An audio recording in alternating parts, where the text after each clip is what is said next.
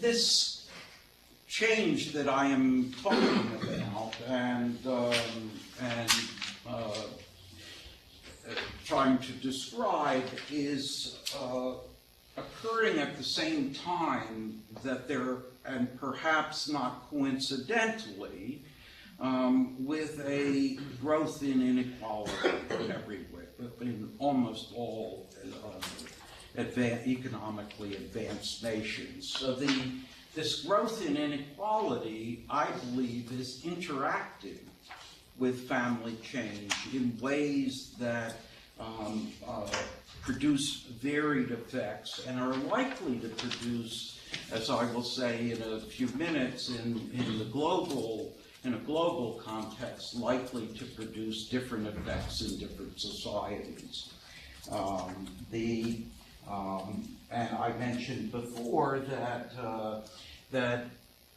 particularly in the Anglo countries, and I'm not sure I understand why. It would be interesting to have some discussion about that. But inequality is both larger and more tolerated than in the rest of the advanced world, advanced economic world. So the change is producing families of different types. In a half century ago, in the post-war period, there was a emergence of a similar family type, the conjugal family, which I referred to at the beginning of this discussion. But today, I think we see that conjugal family form mostly lodged among the privileged families, and if anything, it's become stronger among the wealthier segments of society. Let's say the top third of society, we see an increase in marital stability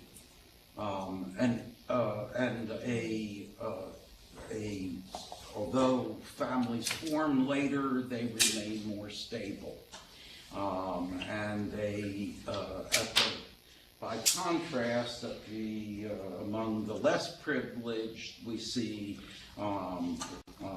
very little marriage in the bottom third, and here I talk about the Anglo countries and particularly, and a less stable family unit. So there is this sort of reciprocal relationship between the stratification that's occurring in societies everywhere, the growing inequality, and changing family forms. Among the privileged family form, which I think you're in some ways well-being, is a different kind of notion, higher investment, more concern, concerted cultivation, as my colleague Annette Leroux talks about, widespread development of social capital very early in life, with children being connected to outside resources. Parents are managers and organize their children's lives, and the managerial part of parenting has become far more important than the more laissez-faire style that existed a half century ago. So parents try to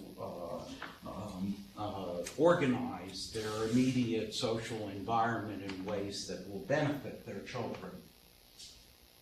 Of course, I've already talked about the lengthy transition to adulthood, so the period of investment for parents has changed.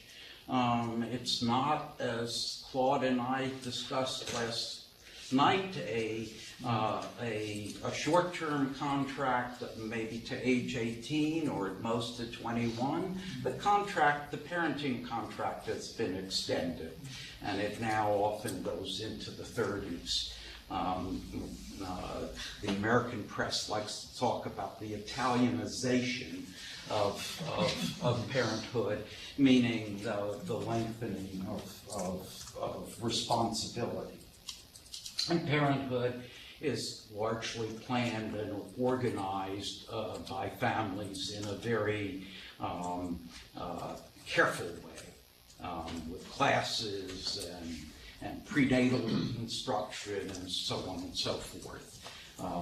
That occurs, at least in the Anglo countries, the distribution of resources is so skewed that we see the families at the top with abundant resources to produce social capital and cultivate their children, and the families at the bottom with much less,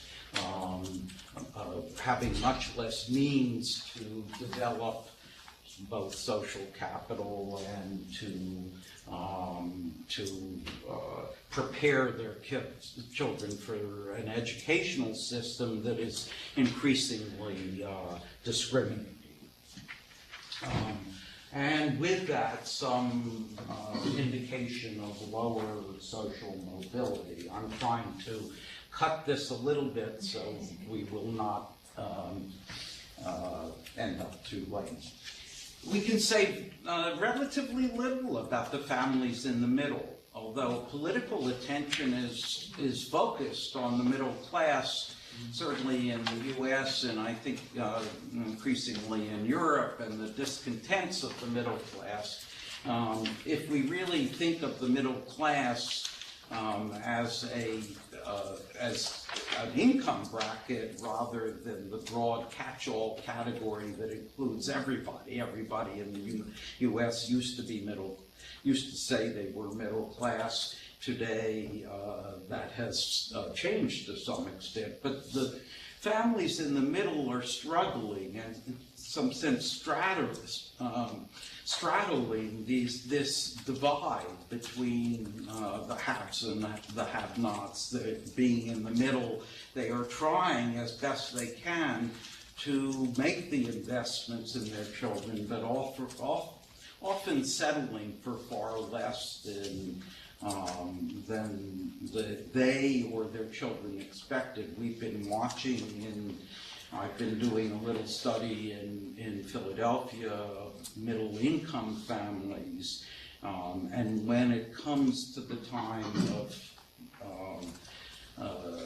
college, the transition from secondary to tertiary school, these families and the youth in them are struggling and settling for less than they expected because they cannot afford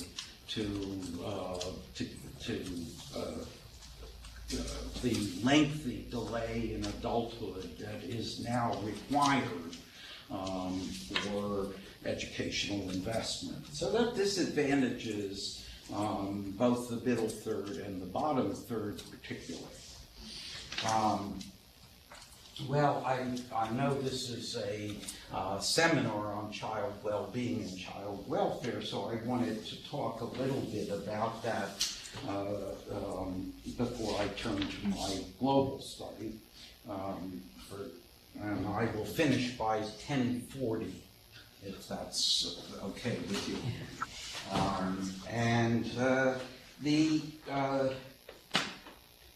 The welfare system certainly is one of, if we're going to think about parenting and child well-being, we have to think about the organization of support for families and for parents in particular. We have to think about the institutions that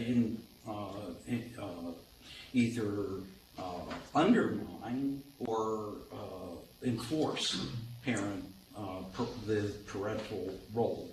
And in particular,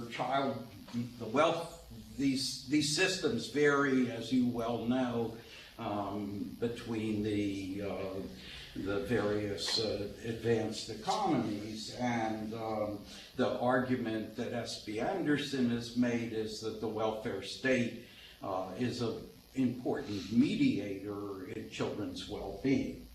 That broad hypothesis has been subject to a number of empirical tests, and the evidence, I'd have to say, is very mixed.